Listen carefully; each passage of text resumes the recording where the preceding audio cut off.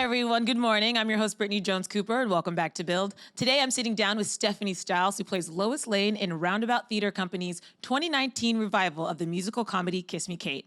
The show is wowing Broadway audiences with spectacular song, dance, and star power, including Stephanie Stiles, who joins me today. Good morning. Hi, thank you for having me. How you doing? So excited to be here. I've been always such a big fan of AOL Build because I just think there's such amazing interviews where you guys give such in-depth interviews, but they're so personal yet so intelligent. I'm just so excited to be here. That interview's over. That was amazing. Oh my God, just like we have a giant love session with each other. No, that's also why I love this platform, because we actually get to sit and talk and spend some time, and there's so much amazing talent in and out of New York. So it's like, I feel lucky to have this job. I know, I feel lucky to be here and being an actor in New York City. It's so rare, and I'm so excited to be doing so many great projects that took place here. Yeah, I mean, not just an actor, like in a Cole Porter classic musical that people know and love. And so what does that feel like for you to be a part of such a big production? I think that it's been quite a journey, me getting to be on Broadway, and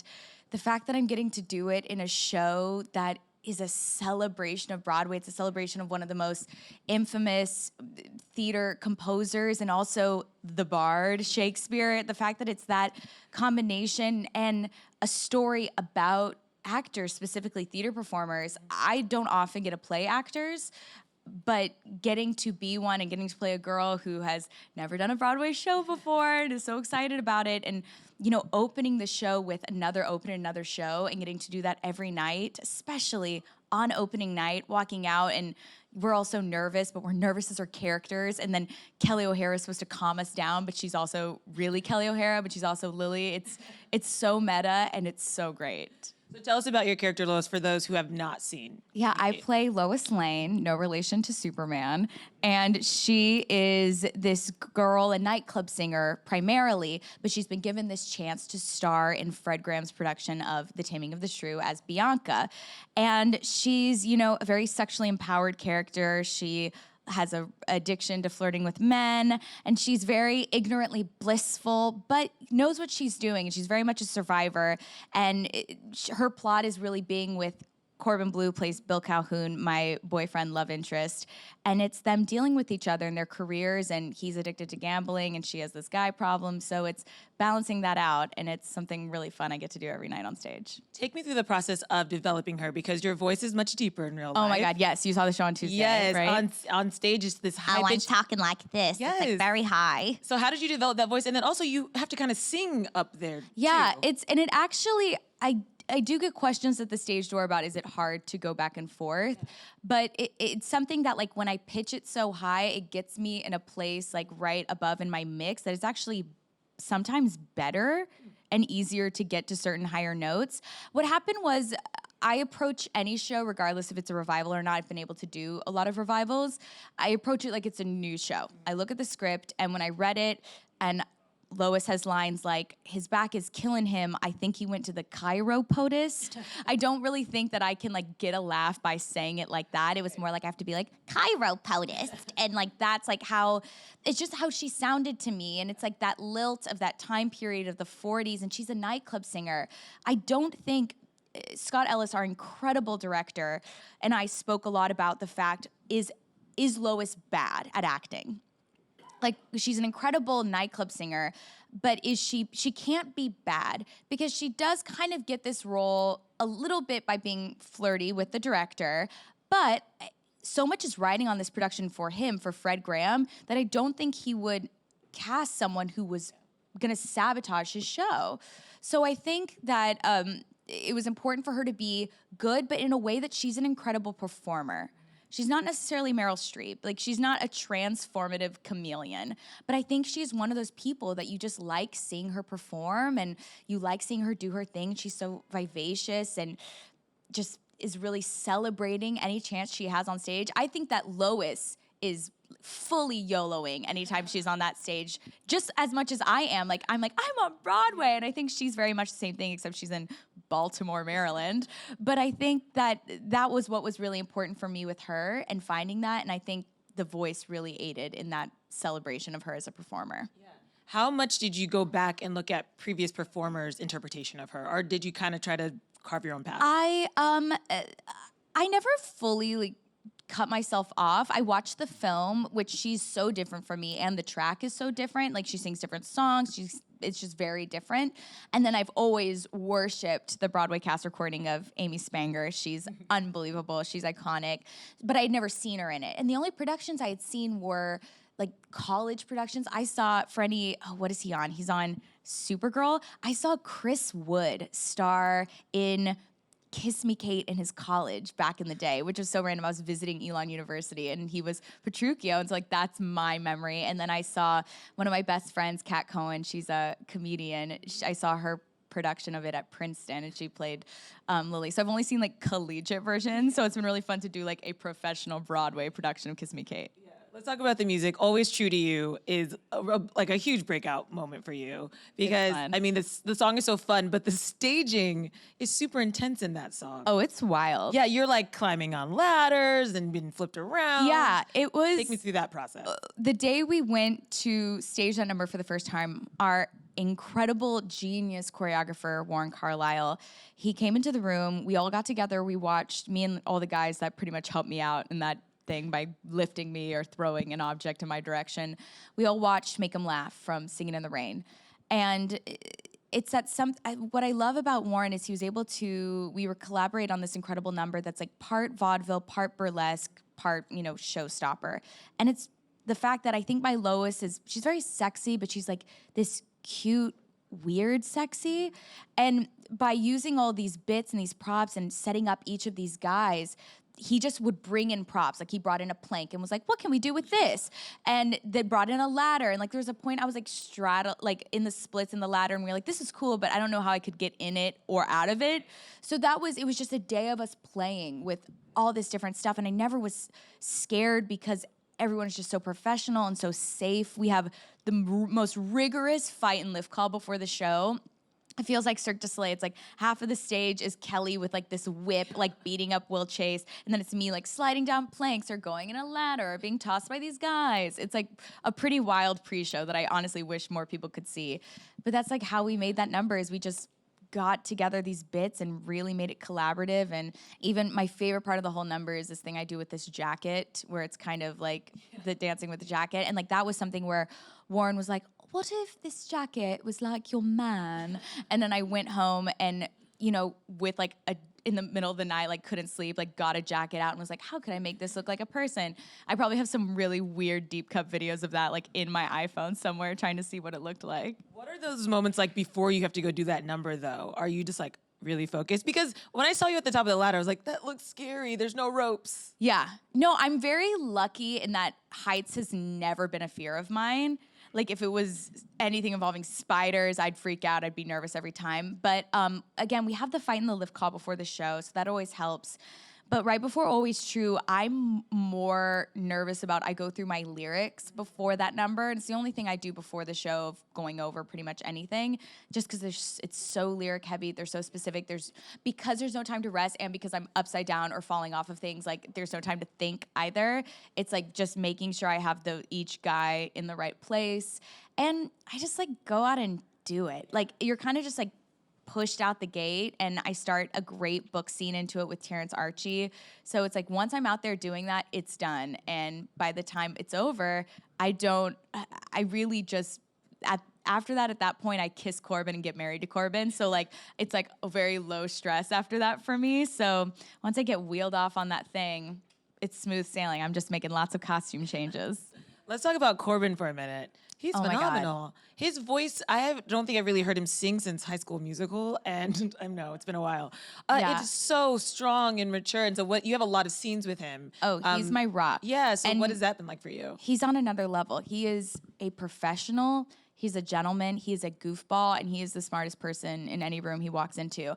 I am a charter member of D23, the official Disney fan club. I'm obsessed. And yes, we can talk about that later. And but I mean, I've got to make a confession. I had never seen High School Musical. I know. Wow. Travesty, blasphemy. I think someone even the first one? No, I don't know where I was. But when I got this role and I knew Corbin was going to be doing it, I watched it. And like I have a very hot take on it. I think that I was talking to Corbin. I was like, Corbin, I watched High School Musical. And he's like, I was like, this is my take. You know the villain. And he said, Sharpay. And I was like, oh, no, no, no, no, no, no. Sharpay is not the villain of High School Musical, in my humble opinion. I was like, you know who it is? It's Kelsey.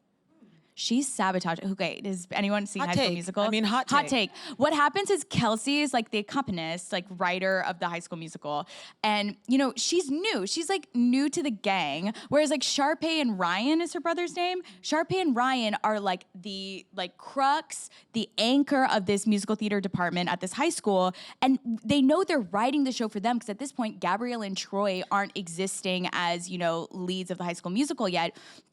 And Kelsey writes a song for the Sharpay and Ryan to sing as love interests, and they're brother and sister. And then she goes to Troy and Gabriella behind their back and is like, wow, I really like how you sing that song because like it's how I meant to write it. They're like, you did it as a love song. I'm like, well, Kelsey, you wrote a song. This isn't Game of Thrones. They're not the Lannisters. And they tried to get it in the show. They made it an up-tempo. They're like, Kelsey, we're gonna make this work because we are professionals and we're gonna make this in the High School Musical, but we can't do it as a love ballad. Kelsey, villain of High School Musical, sabotage. Applause, guys. That was the hottest And take. Corbin said he had never heard that before, so I was very honored that I was one of the first people to think that. But yeah, That is fantastic. It's great working with Corbin Can Bleu. you please write a think piece on that? And You know, listen, my op-ed is coming soon. We're deep diving. It's gonna be great. I'm sure Corbin was like, this is gonna be interesting. Yeah, he actually like thought it was really funny because he was like, I have never heard that. So it's good. But I love his work. I love him as in The Heights and Holiday Inn. He's such like a great theatrical performer, and I don't think he's ever shown in this capacity. He's literally tap dancing on the ceiling. So Literally. Yeah, I've never seen him like this. It was full stop. I was really impressed. And your guys' dynamic and energy together was so playful and funny. Yeah. So it seems, I could tell like there's a friendly vibe. I think we're very similar artists in that we are extremely professional, so driven. Like we are so about the work, but at the same time, like we're giant goofballs and we're big nerds. Like we both nerd out about things, and we pretty much every Sunday are with a group together, like playing Catan and watching Game of Thrones. So, or playing Game of Thrones Catan. I was gonna say that's like they go hand in hand. Oh yeah, we're just like trade and ore, all the places. Ore and grain, all of it. The show also has had sort of like some modern updates. It wasn't the most feminist musical. Nori. Yeah, when it was written. But there have been like some slight tweaks to it. So what do you think about those changes of just sort of updating it and making it a little more modern? I think Amanda Green has come in to, you know, make some alterations to the book, and I think they are minimal but important. They're very powerful. And so sometimes it's a word change. Like the original song used to be called I Am Ashamed That Women Are So Simple. And now it is I Am Ashamed That People Are So Simple, which I think is, you know, that's a word that changes everything. And I think more or less it makes the elements of the show less distracting. Like you're less pulled out of it. It's still a story about a misogynist. Like Taming of the Shrew, we're not changing Taming of the Shrew, and but we're focusing more on, you know, Lily and her transformation and her role as like an actress coming back to the stage after being gone for so long, and her relationship with theater, but also her relationship with Fred and how those are so intertwined. And my stuff didn't really change a lot. Lois is a very feminist character in that she's so sexually empowered and she's so about her career and she's such a survivor. And also her relationship with Bill Calhoun, Corbin's character, they're equals. He calls her Sarah Bernhardt at one point. He like thinks she's gonna be this incredible actress, and they support each other. It's just when they self-sabotage in a way, like that's when it gets in the way, but they're very much equals, very complicated, but equals. Yeah, I agree. I just love those slight little tweaks. I read some stuff because I hadn't seen it before. And I just think it's so important for audiences, so audiences can feel connected to it. And I know the audience I was with felt really connected to it. You were a really good Tuesday audience. You never know. Oh. Tuesday could go either way. Really? It was really hopping. Like I actually remember this being a fact that we were talking about backstage. Oh, that's amazing. We were like, we want to marry them. I do. Okay, done. So I want to go back a little bit because this is such a huge moment for you. How did you get into theater? When I was, again, getting back to Disney, it all starts with Disney. I was a child of the Disney Renaissance, those 90s Disney movies, you know, Aladdin, Beauty and the Beast. And I think it was back when Disney Animation was getting back into telling stories propelled by music with Howard Ashman and Alan Menken. And so that's what I grew up on.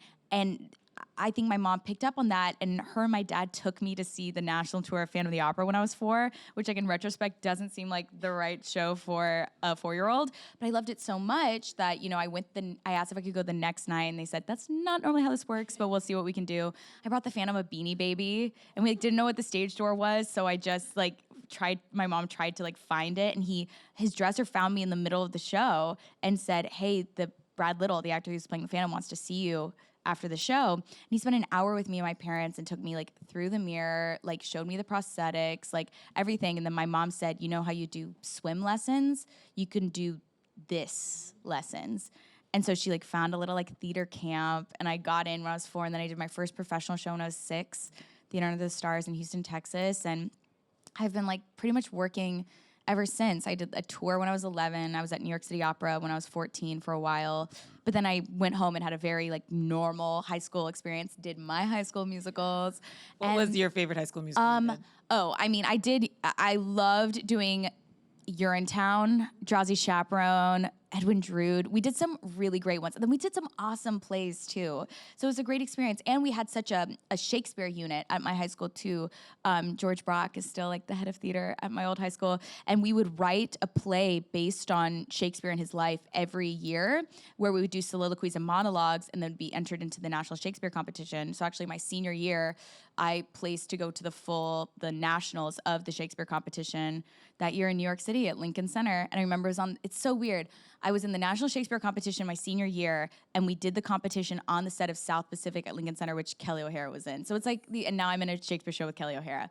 It's weird, crazy, mystical, magical, shimmering, splendid things. Did you geek out the first time you got to actually meet her? And Oh my God.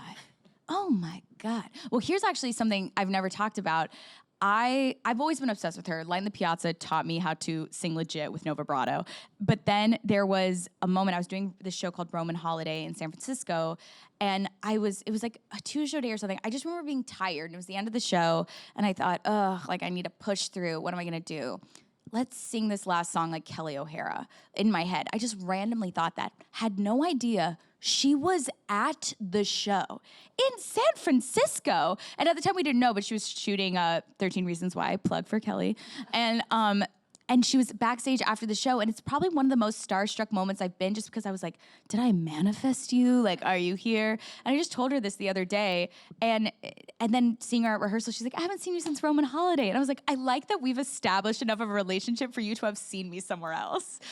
But she lives up to all expectations. I hope if, they say don't meet your heroes, but I hope if Kelli O'Hara is one of your heroes, that you get to meet her, because she exceeds all expectations. She is so cool. I think she's the combination of a kooky sensei and a sneaky mom. She's so grounded and wise, but then she's a goofball. Yeah.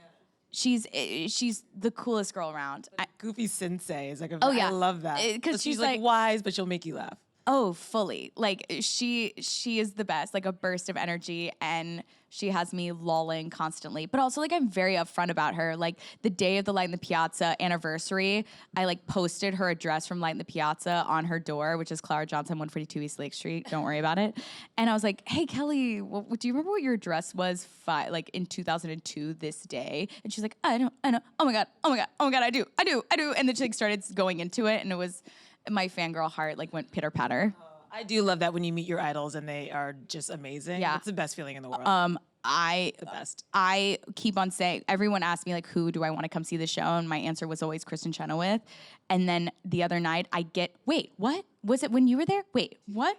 Maybe. No, it wasn't. I was like, did I miss her? Sorry, I just went through so many colors.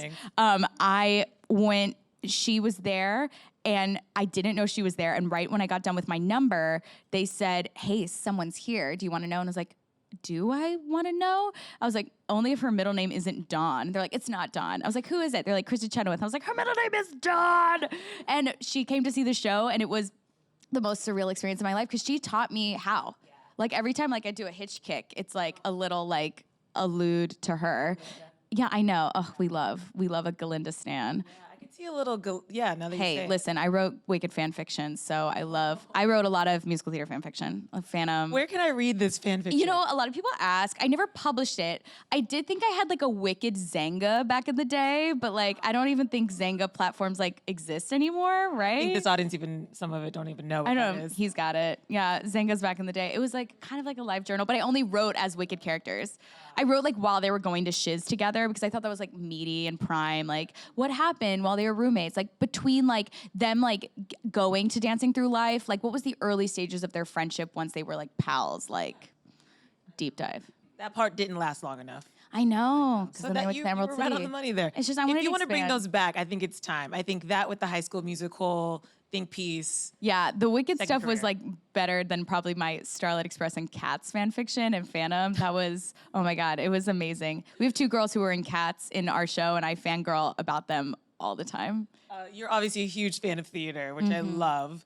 Before we go to audience questions, Yeah. what is a dream role then for you?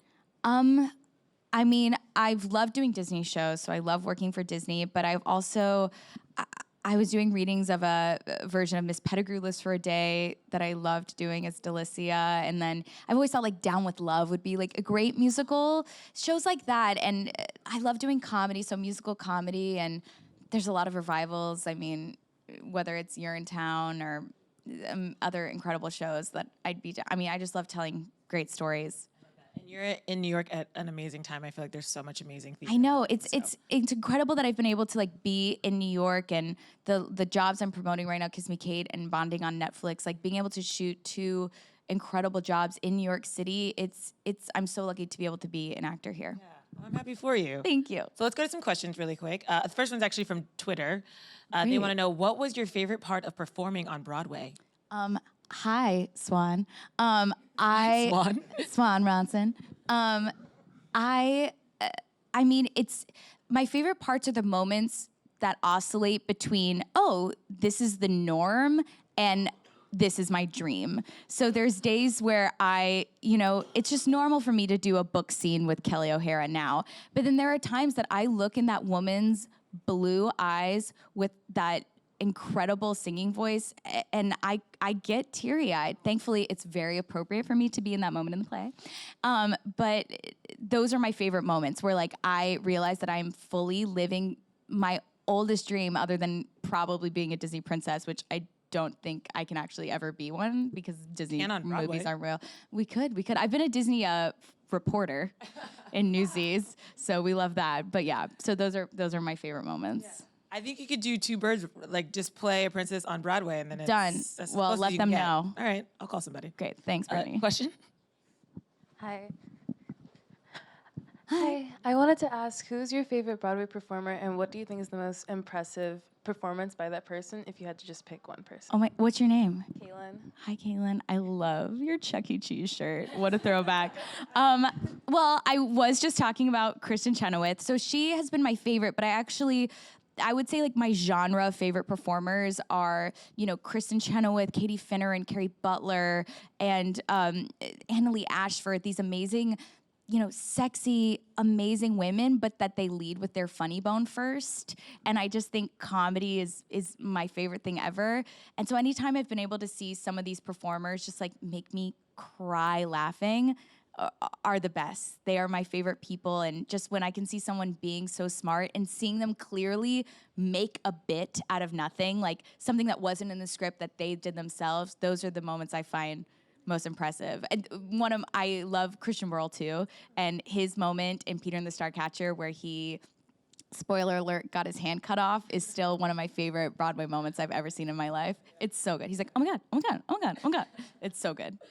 I love that. you. Well, I love Thank that you. the first time I got to see Kiss Me Kate was with you because it was just so fun and funny. You totally leaned into that role. Like I said, Thank your you. musical, that performance was just something really memorable for me. We lean in. Yes, you leaned way in and I loved it. It was so much you. fun.